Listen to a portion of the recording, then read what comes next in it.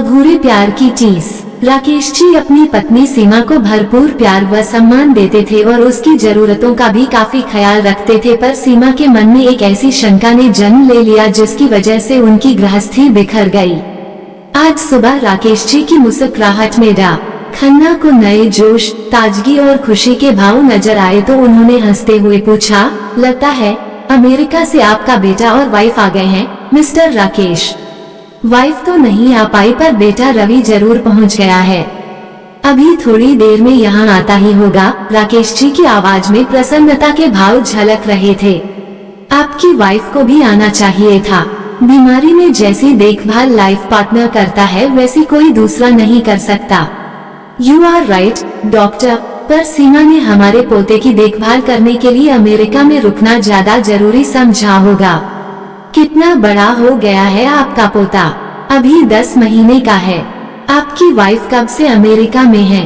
बहू की डिलीवरी के 2 महीने पहले वह चली गई थी, यानी कि वे साल भर से आपके साथ नहीं है। हार्ट पेशेंट अगर अपने जीवन साथी से यूं दूर और अकेला रहेगा तो उसकी तबीयत कैसे सुधरेगी? मैं आपके बेटे से इस बारे में बात करूंगा। आपकी पत्नी को इस वक्त आपके पास होना चाहिए। अपनी राय संजीदा लहजे में जाहिर करने के बाद डा खन्ना ने राकेश जी का चेकअप करता शुरू कर दिया। डॉक्टर के जाने से पहले ही नीरज राकेश जी के लिए खाना लेकर आ गया। तुम हमेशा सही समय से यहाँ पहुँच जाते हो यंग मैन, आज क्या बनाकर भेजा है अंजू जी ने? डा खन्ना ने प्यार से रवि की कमर थपथपा कर पूछा।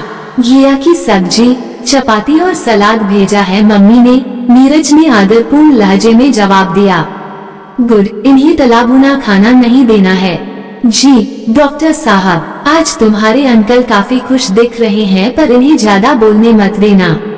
ठीक है डॉक्टर साहब, मैं चलता हूँ। मिस्टर राकेश, आपकी तबीयत में अच्छा सुधार हो रहा है।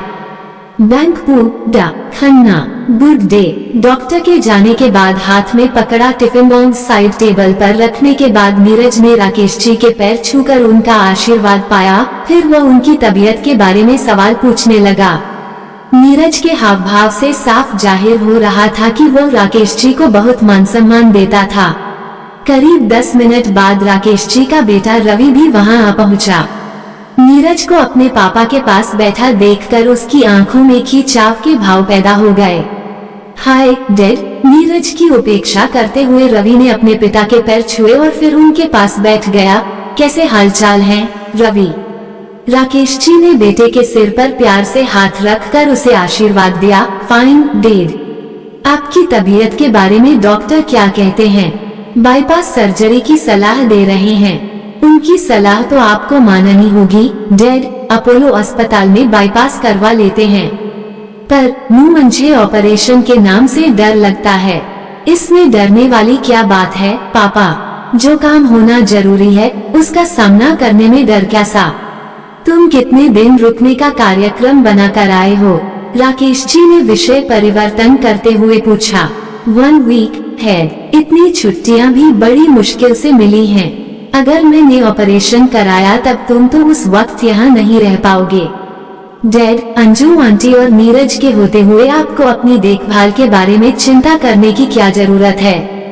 मम्मी और मेरी कमी को ये दोनों पूरा कर देंगे डैड। रवि के स्वर में मौजूद कटाक्ष के भाव राकेश जी ने साफ पकड़ लिए थे। पिछले 5 दिन से इन दोनों ने ही मेरी सेवा में रात दिन एक किया हुआ है रवि। इनका यह एहसान मैं कभी नहीं उतार सकूंगा। बेटे की आवाज के तीखेपन को नजरअंदाज कर राकेश जी एकदम से भावुक हो उठे। आपके एहसान भी तो ये दोनों कभी नहीं उतार पाएंगे डैड। आपने कब इनकी सहायता के लिए पैसा खर्च करने से हाथ खींचा है? क्या मैं गलत कह रहा हूँ नीरज? नहीं रवि भैया, आज मैं इंजीनियर बना हूँ तो इनके आशीर्वाद और इनसे मिली आर्थिक सहायता से। माँ के पास कहाँ पैसे थे मुझे पढ़ाने के लिए? सचमुच अंकल के एहसानों का कर्ज हम माँ बेटे कभी नहीं उतार पाएंगे। नीरज ने यह जवाब राकेश जी की आंखों में श्रद्धा से झांकते हुए दिया और ये तथ्य रवि की नजरों से छिपा नहीं रहा था। पापा, अब तो आप शांत मन से ऑपरेशन के लिए हाँ कह दीजिए। मैं डॉक्टर से मिलकर आता हूँ। व्यंग्य भरी मुस्कान अपने होठों पर सजाए रवि कमरे से बाहर चला गया था। अब तुम भी जाओ नीरज, नहीं तो तुम्हें ऑफिस पहुंचने में देर हो जाएगी। राकेश जी की इजाजत पाकर नीरज भी जाने को उठ खड़ा हुआ था। आप मन में किसी तरह की टेंशन न लाना अंकल, मैंने रवि भैया की बातों का कभी बुरा नहीं माना है। राकेश जी का हाथ भावुक अंदाज में दबाकर नीरज भी बाहर चला गया। नीरज के चले जाने के बाद राकेश जी ने थके से अंदाज में आंखें मूंद ली। कुछ ही देर बाद अतीत की यादें उनके स्मृति पटल पर उभरने लगी थी, लेकिन आज इतना फर्क जरूर था कि ये यादें उनको परेशान, उदास या दुखी नहीं कर रही थी। अपनी पत्नी सीमा के साथ राकेश जी की कभी ढंग से नहीं निभी थी। पहले महीने से ही उन दोनों के बीच झगड़े होने लगे थे। झगड़ने का नया कारण तलाशने में सीमा को कोई परेशानी नहीं होती थी। शादी के 2 महीने बाद ही वो ससुराल से अलग होना चाहती थी। पहले साल उनके बीच झगड़े का मुख्य कारण यही रहा। रात दिन के क्लेश से तंग आकर राकेश ने किराए का मकान ले लिया था। अलग होने के बाद भी सीमा ने लड़ाई झगड़े बंद नहीं किए थे। फिर उसने मकान व दुकान के हिस्से कराने की रट लगा ली थी। राकेश अपने दोनों छोटे भाइयों के सामने सीमा की यह मांग रखने का साहस कभी अपने अंदर पैदा नहीं कर सके। इस कारण पति पत्नी के बीच आए दिन खूब क्लेश होता था। 3 बार तो सीमा ने पुलिस भी बुला ली थी। जब उसका दिल करता वह लड़ दवागड़ कर मायके चली जाती थी।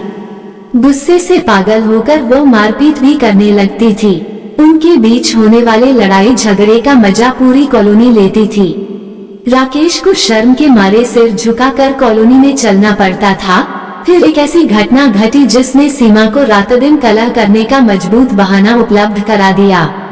उनकी शादी के करीब 5 साल बाद राकेश का सबसे पक्का दोस्त संजय सड़क दुर्घटना का शिकार बन इस दुनिया से असमय चला गया था। अपनी पत्नी अंजू, 3 साल के बेटे नीरज की देखभाल की जिम्मेदारी दम तोड़ने से पहले संजय ने राकेश के कंधों पर डाल दी थी। राकेश जी ने अपने दोस्त के साथ किए वादे को उम्र भर निभाने का संकल्प मन ही मन कर लिया था। लेकिन सीमा को ये बिल्कुल अच्छा नहीं लगता था कि वे अपने दोस्त की विधवा व उसके बेटे की देखभाल के लिए समय या पैसा खर्च करें। जब राकेश ने इस मामले में उसकी नहीं सुनी तो सीमा ने अंजू व अपने पति के रिश्ते को बदनाम करना शुरू कर दिया था। इस कारण राकेश के दिल में अपनी पत्नी के लिए बहुत ज्यादा नफरत बैठ गई थी। उन्होंने इस गलती के लिए सीमा को कभी माफ नहीं किया।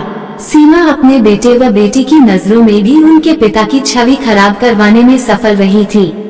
राकेश ने इनके लिए सब कुछ किया, पर अपने परिवारजनों की नजरों में उन्हें कभी अपने लिए मान सम्मान व प्यार नहीं दिखा था। अपनी जिंदगी के अहम फैसले उनके दोनों बच्चों ने कभी उनके साथ सलाह करके नहीं लिए थे। जवान होने के बाद वे अपने पिता को अपनी मां की खुशियां छीनने वाला खलनायक मानने लगे थे। उनकी ऐसी सोच बनाने में सीमा का उन्हें राकेश के खिलाफ लगातार भड़काना महत्वपूर्ण कारण रहा था।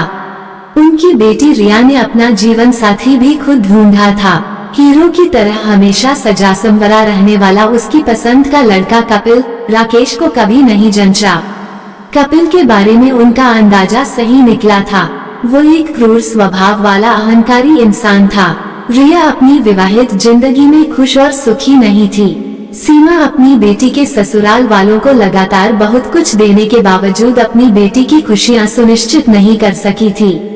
शादी करने के लिए रवि ने भी अपनी पसंद की लड़की चुनी थी। उसने विदेश में बस जाने का फैसला अपनी ससुराल वालों के कहने में आकर किया था।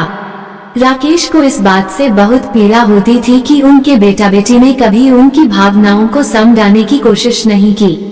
वे अपनी मां के बहकावे में आकर धीरे धीरे उनसे दूर होते चले गए थे।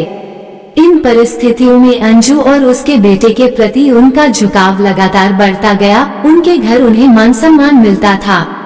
वहां उन्हें हमेशा यह महसूस होता कि उन दोनों को उनके सुख दुख की चिंता रहती है। इसमें कोई शक नहीं कि उन्होंने नीरज की इंजीनियरिंग की पढ़ाई का लगभग पूरा खर्च उठाया था।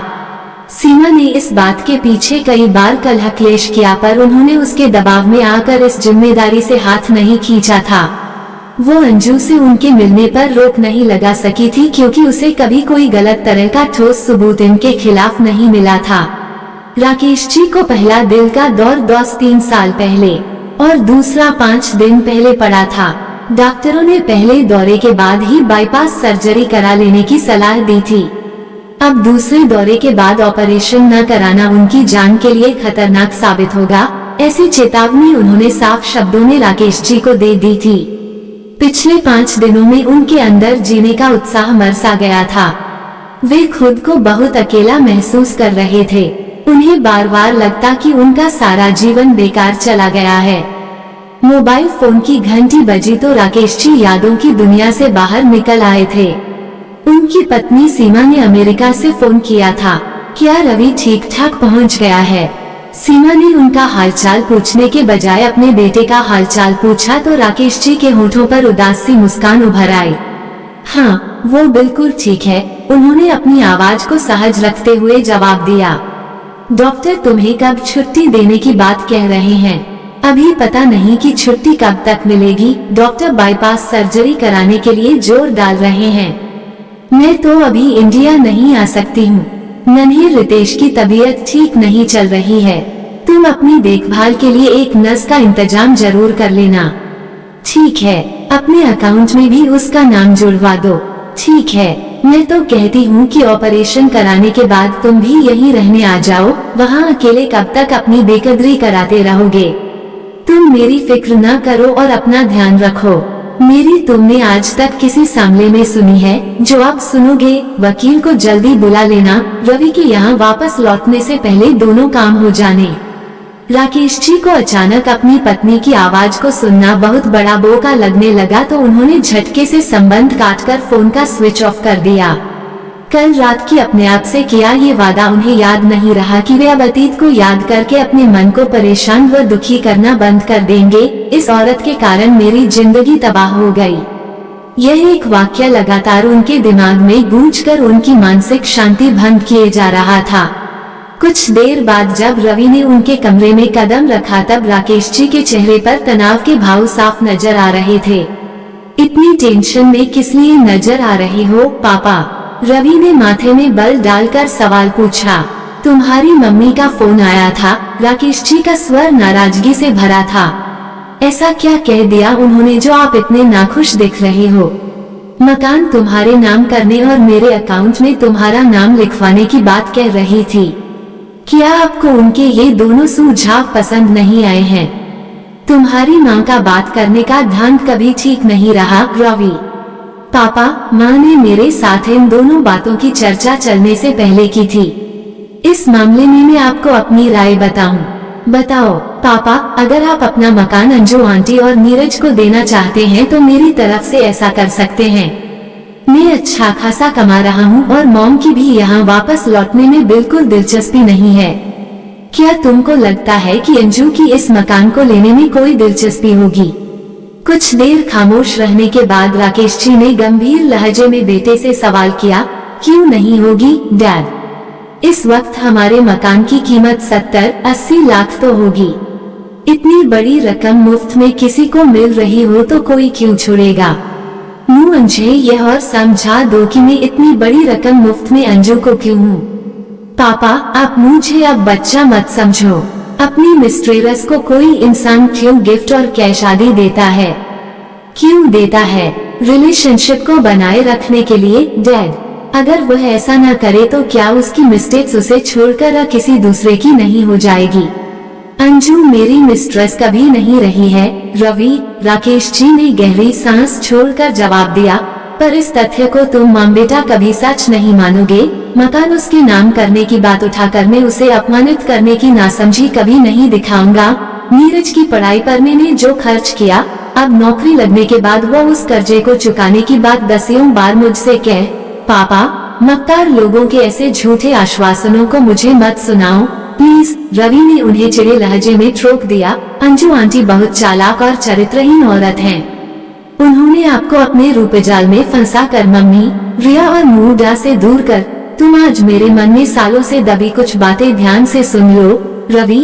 इस बार राकेश जी ने उसे सख्त लहजे में टोक दिया। मैंने अपने परिवार के प्रति अपनी सारी जिम्मेदारियां बड़ी ईमानदारी से पूरी की है, पर ऐसा करने के बदले में तुम्हारी माँ से मुझे हमेशा अपमान की पीड़ा और अवहेलना के जख्म ही मिले। रिया और तुम भी अपनी माँ के बहकावे में आकर हमेशा मेरे खिलाफ रहे।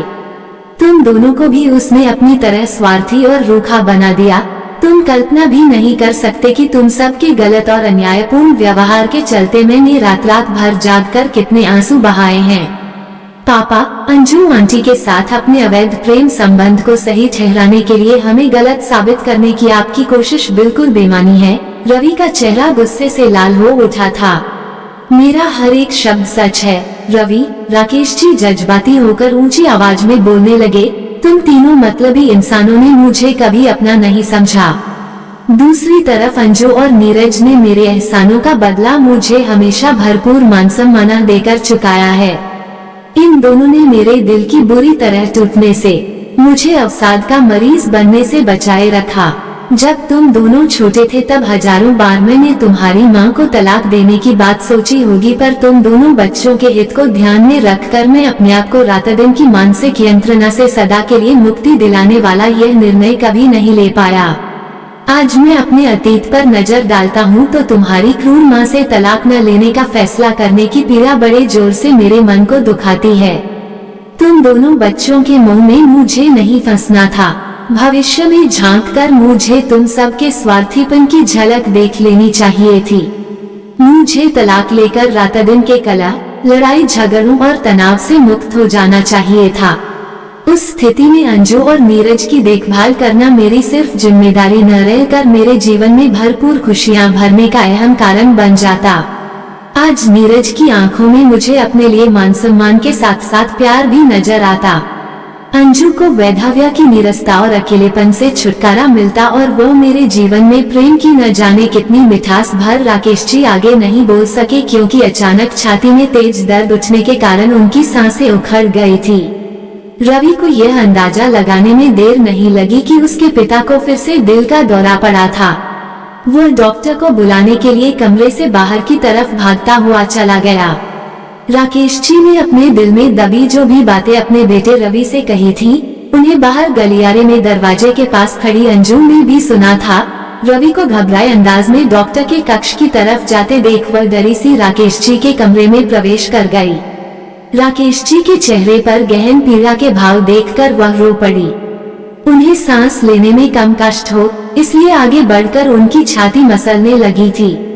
सब ठीक हो जाएगा, आप हिम्मत रखो, अभी डॉक्टर आकर सब संभाल लेंगे। अंजू रुआसी आवाज में बार बार उनका हौसला बढ़ाने लगी। राकेश जी ने अंजू का हाथ पकड़कर अपने हाथों में ले लिया और अटकती आवाज में कठिनाई से बोले, तुम्हारी और अपनी जिंदगी को खुशहाल बनाने से मैं जो चूक गया उसका मुझे बहुत अफसोस है। नीरज का और अपना ध्यान रखना। अलविदा माइला ल। जिम्मेदारियों व उत्तरदायित्वों के समक्ष अपने दिल की खुशियों व मन की इच्छाओं की सदा बलि चढ़ाने वाले राकेश जी अंजू के लिए अपने दिल का प्रेम दर्शाने वाला लव शब्द इस पल भी अधूरा छोड़कर इस दुनिया से सदा के लिए विदा हो गए थे। आपको ये कहानी कैसी लगी हमें कमेंट कर जरूर बताएं। इसी तरह की अच्छी कहानियाँ आप यहाँ पर पढ़ सकते हैं। यहाँ उपस्थित शिक्षाप्रद कहानियाँ आपका मनोरंजन करने के साथ दिशा भी देंगी। तो बने रहिए हमारे साथ और हमारे प्रयास को सफल बनाएं।